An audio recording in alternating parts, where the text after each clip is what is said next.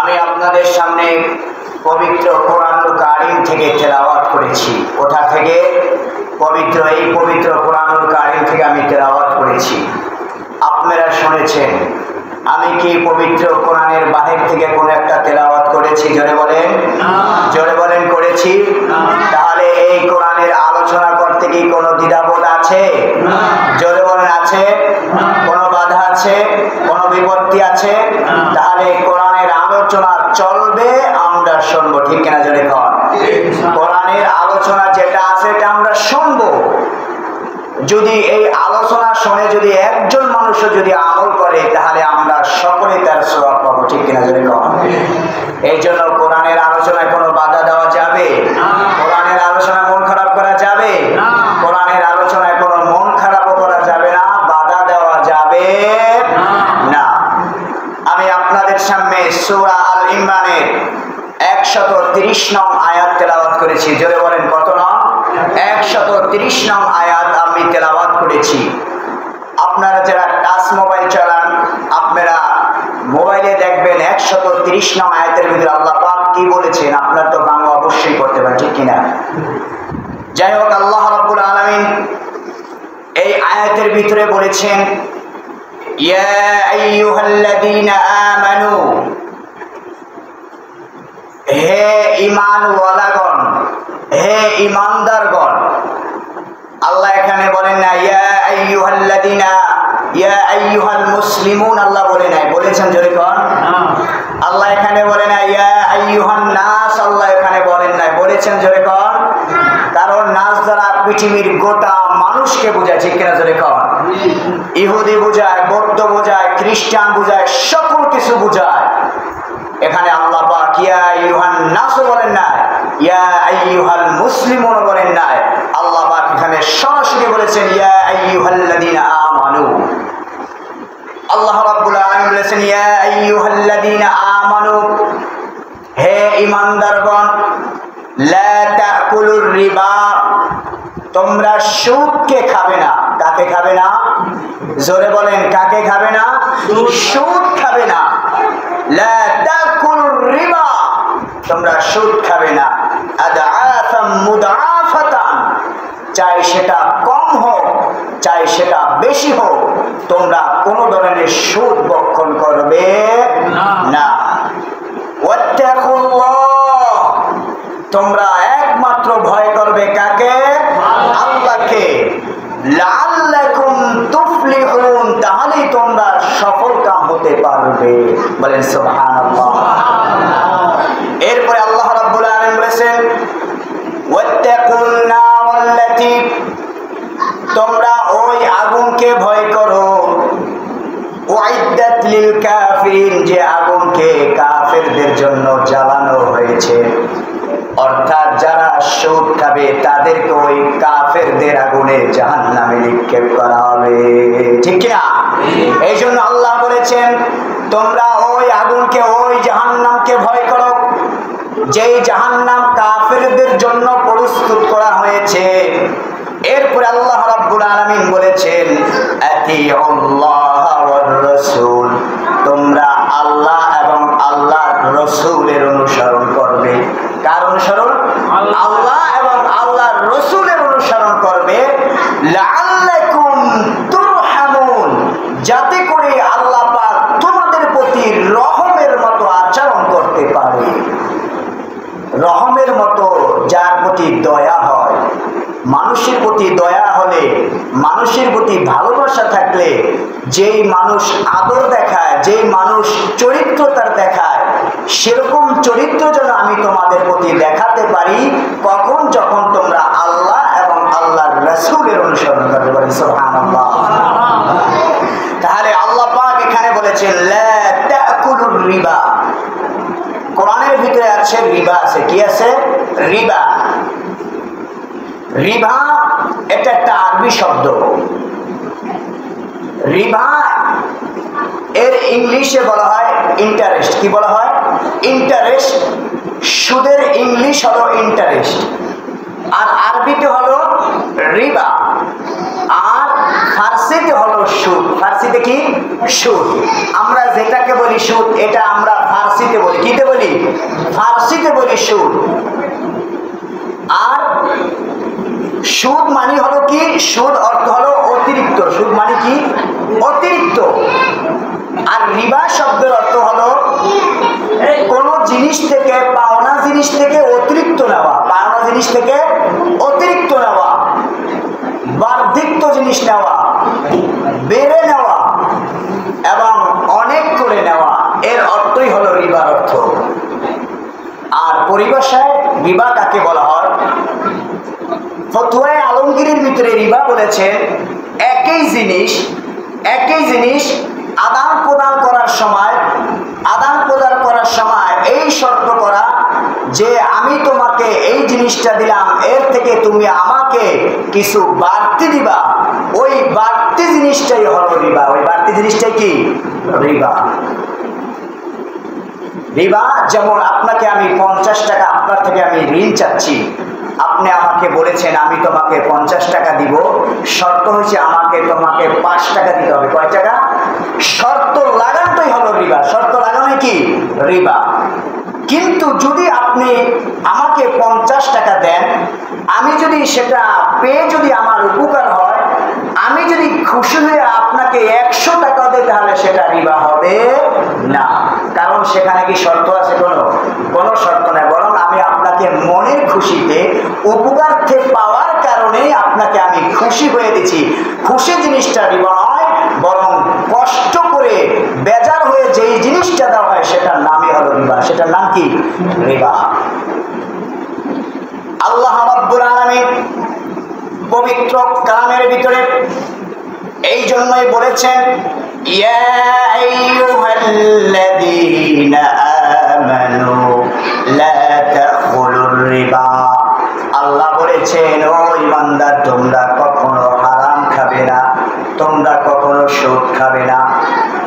তাহলে আল্লাহ বলেছেন যারা মুসলমান, যারা ঈমানওয়ালা, যারা নবীর সুন্নাত, আল্লাহর সুন্নাত মোতাবেক চলে, তারা কোনোদিন হারাম খেতে পারে?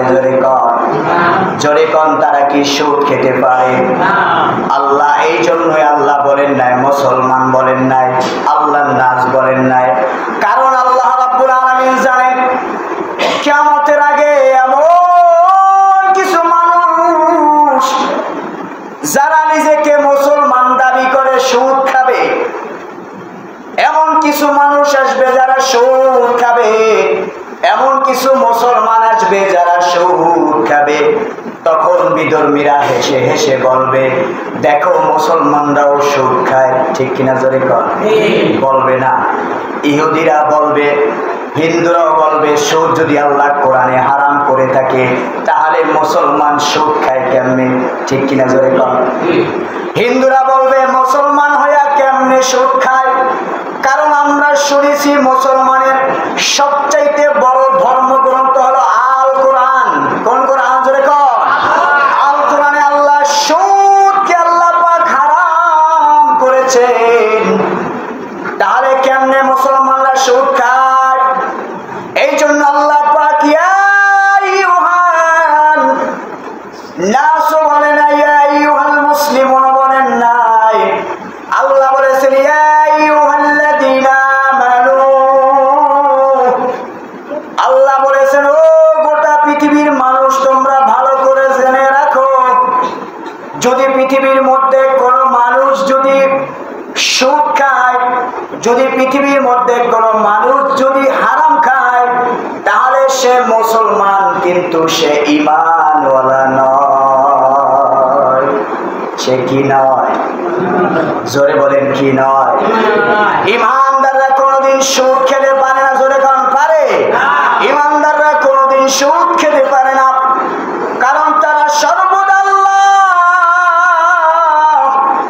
আল্লাহ রসুলের পথ অনুসরণ করে চলবে।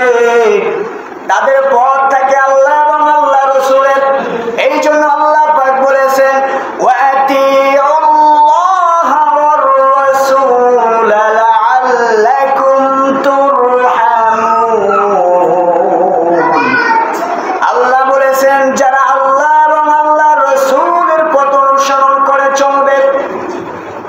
পৃথিবীর ভিতরে কোনোদিন সুদ খাবে না, তারা পৃথিবীর ভিতরে কোনোদিন অন্যের মাল ঠকিয়ে খাবে না, তারা পৃথিবীর ভিতরে কোনোদিন একজনের আরেকজনের হক অন্যায় ভাবে মেরে খাবে না। কারণ যারা খায় তারা কোনোদিন আল্লাহ এবং আল্লাহ রাসূলের পথ অনুসরণ করে না।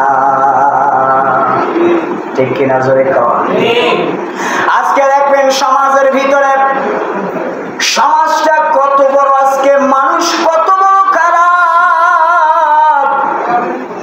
আজকে নামাজও পড়ে, টুপিও আছে, গায়ে জুব্বা আছে, এরপরও দেখবেন সমাজের ভিতরে সুদ খাইতেছে, আছে না নাই? জোরে কর, নামাজ পড়েও সুদও খায়, আছে না নাই? এমন নামাজি দিয়া হবে কি? এমন নামাজি দিয়া হবে কি? কারণ নামাজি হইলেই তো ইমানদার হওয়া যায় না, নামাজি হইলে ইমানদার হওয়া যায় না, টুপি মাথায় দিলে ইমানদার হওয়া যায় না, জুব্বা পরলেও ইমানদার হওয়া যায় না।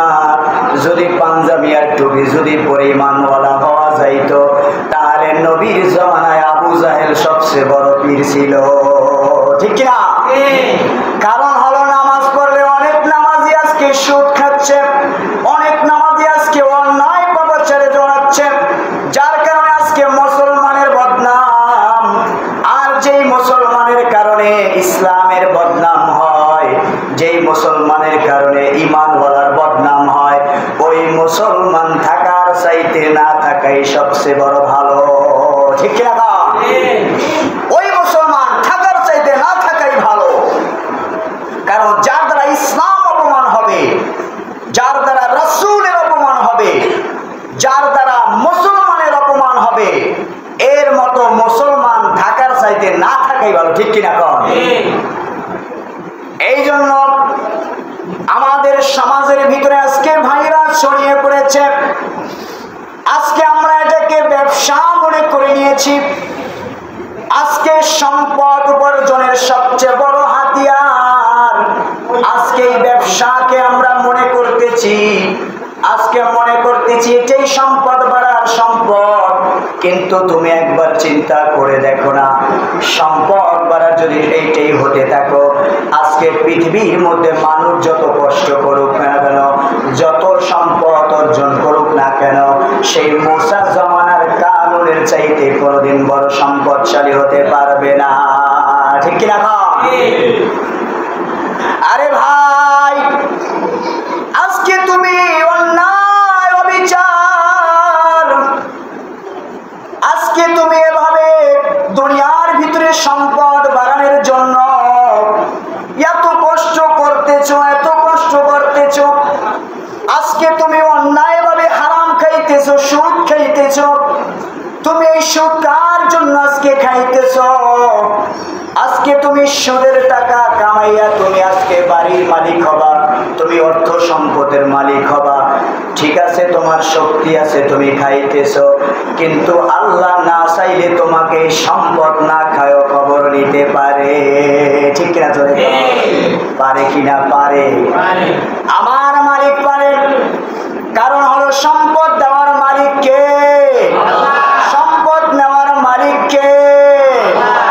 এই জন্য কোনদিন হারাম টাকায় বরকত থাকবে না, বরকত থাকবে না, পরিবারের ভিতরে বরকত থাকবে না, সংসারের ভিতরে কোনো বরকত থাকবে না। আজকে স্বামী হাজার হাজার টাকা বিদেশ থেকে পাঠাইতেছে, তারপর পরিবারের ভিতরে অভাব আর অভাব। জয়গণ ঠিক কিনা? স্বামী এত কষ্ট করে বিদেশ থেকে টাকা পাঠাইতেছে, নিজের জান খোয়ায়া, নিজের মাল খোয়ায়া, নিজের জীবন খোয়ায়া আজকে প্রবাস থেকে স্বামী টাকা পাঠাইতেছে খাওয়ার জন্য, সন্তান লালন পালন করার জন্য। এমনও মা বোন আছে সেই টাকা সন্তানদের না খাওয়ায় সুদের গতি লাগাইয়া দেয়। ঠিক কিনা? আছে না? সমাজে আছে না নাই? অনেক দেখেছি, অনেক দেখেছি। আবার এমনও মানুষ দেখেছি ডিম বেচে টাকা সুদের গতি লাগায়। কি ভাইসা? সাধারণ মুরগি ডিম, সেটাও সুদের গতি লাগাইয়া দেয়। হাঁসের ডিম বেচে সুদের প্রতি লাগায়। যদি পারত নিজের জীবনটা বেচে সুদের প্রতি টাকা লাগাইতো। আছে না নাই? নিজের জীবন বিক্রি করে সুদের টাকা লাগাইতো, নিজের কিডনি বেঁচে এমন মানুষ পারলে সুদের প্রতি টাকা লাগায়, এত বড় লোভ, এত বড় লোভ, এত লোভ করে লাভ কি? কারণ আল্লাহ যদি না খাওয়ায় পৃথিবীর কেউ তোমাকে খাওয়াতে পারবে? জোরে কোন পারবে? কেউ পারবে না, কেউ পারবে না। আল্লাহ নবী বলেছেন, যেই সমাজের ভিতরে সুদখোর বেশি থাকবে ওই সমাজে কোনো বরকত থাকবে না, ওই সমাজের ভিতরে মানুষ মানুষের প্রতি কোনো দয়া থাকবে না, মহব্বত থাকবে না, ভালোবাসা থাকবে না। আজকে দেখেন, আজকে মানুষ মানুষের প্রতি কোনো দয়া নাই, ভালোবাসা নাই। একজন সুদখোর একজন থেকে টাকা উঠায় কতটা হৃদয় পাষাণ করে।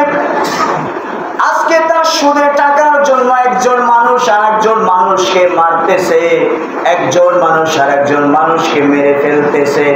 আল্লাহর নবী বলেছেন, যাদের ভিতরে হারাম ঢুকবে, যাদের ভিতরে হারাম পয়সা ঢুকবে, তাদের ভিতরে আল্লাহ পাক কোনো মায়া মহব্বত আর রাখেন না।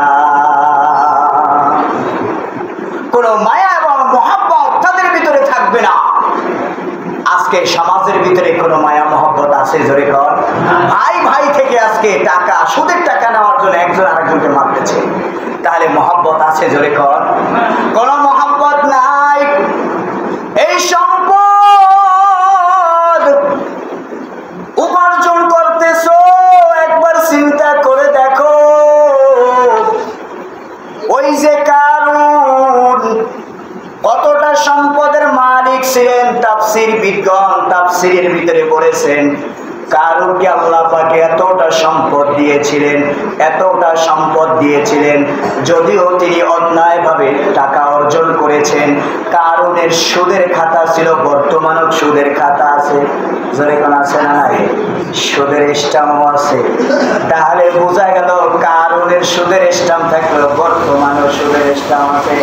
যাদের সুদের স্ট্যাম্প আছে তারা কোন বংশের লোক? জোরে কোন, কোন বংশে? আরো জোরে। কারুনের বংশ লোক হবে।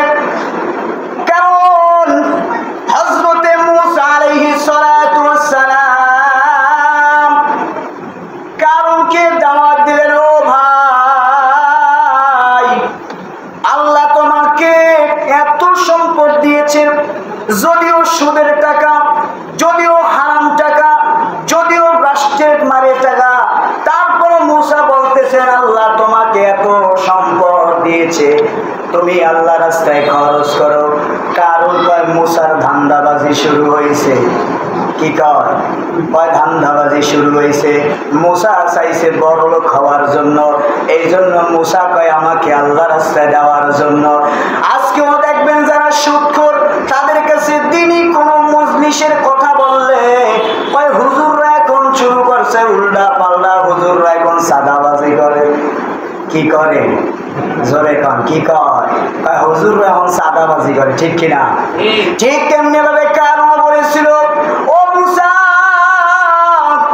তুমি কি আমার কাছে সাদাবাজির জন্য আসছো?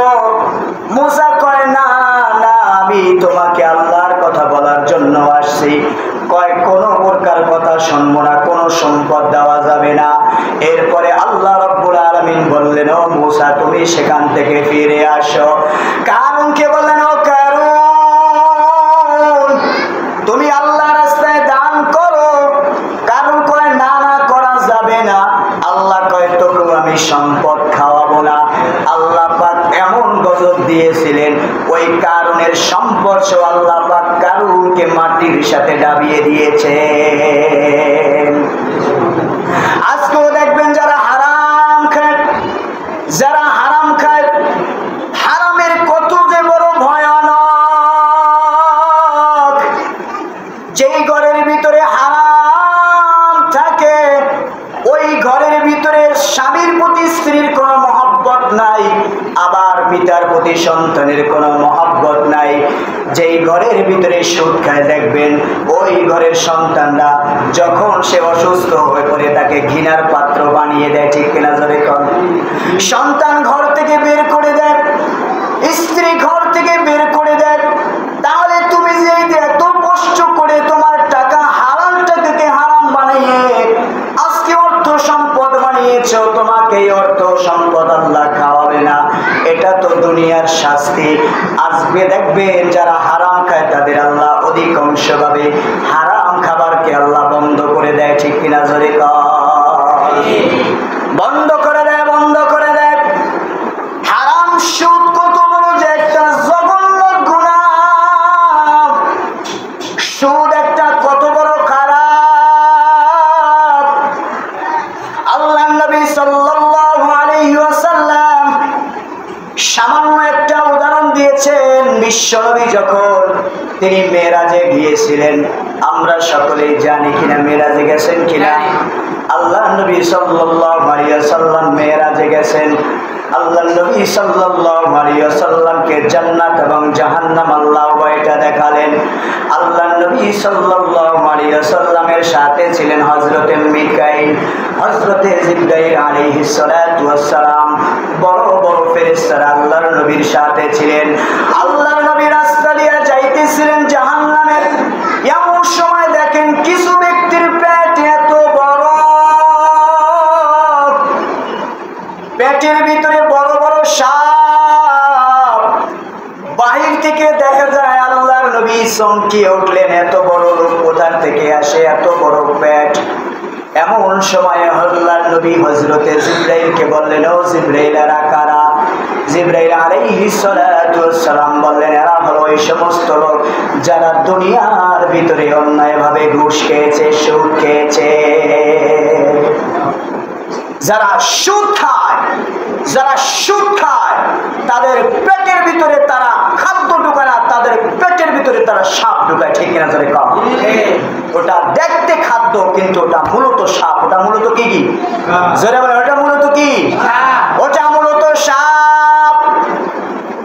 রিজিক একটা হালাল জিনিস, হালাল জিনিস রিজিক। এই রিজিকের দ্বারা আপনার জীবন বাঁচে, এই রিজিকের দ্বারা আপনার জীবন বাঁচে, আপনার জীবন বাঁচে।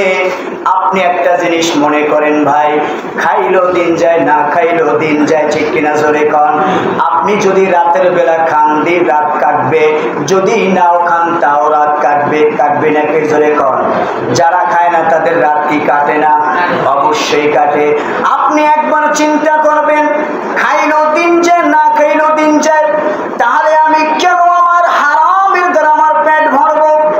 যারা না খেয়ে থাকে তাদের তো তারাও তো জীবন পরিচালনা করে হারাম টাকা দিয়ে মুরগি খাওয়ার চাইতে, হারাম টাকা দিয়ে গরুর গোশত খাওয়ার চাইতে, হালাল টাকা দিয়ে যদি তুমি আলু ভর্তা এবং যদি ডাল খাও, ওই গরুর গোশতর চাইতে আলু ভর্তা এবং ডাল হলো সবচাইতে বড় দামি। ঠিক কিনা? এটাই সবচাইতে বড় দামি। এই জন্য হালাল খাওয়ার চেষ্টা করবে, সুদকে পরিহার করার চেষ্টা করবে। যারা সুদ খায় আল্লাহ তাদের চেহারাকে বিকৃত করে দেন। এই জন্য সুদ হাতে যদি কোনো কিছু ধরে, ওই জিনিসের ভিতরে কোনো বরকত থাকে না, কারণ সেই বরকত উঠিয়ে নেন কে? আল্লাহ নিজে সুদকে হারাম করেছেন। পৃথিবীর কেউ সুদকে হালাল করতে পারবে না, পৃথিবীর কোন তাফসীরবিদ সুদকে হালাল করতে পারবে না। এই সুদ খাওয়া হারাম। যারা সুদ খাবে, খোদার কসম করে বলি, তারা যদি মারা যায় তাদের শেষ ঠিকানা একদম ডাইরেক্ট জাহান্নামে। এর বাহিরে কোনো প্রমাণ আর দিতে পারবে না। সুদ করে স্থান দুনিয়া তো সুখ নয়, আখেরাত তো সুখ নয়।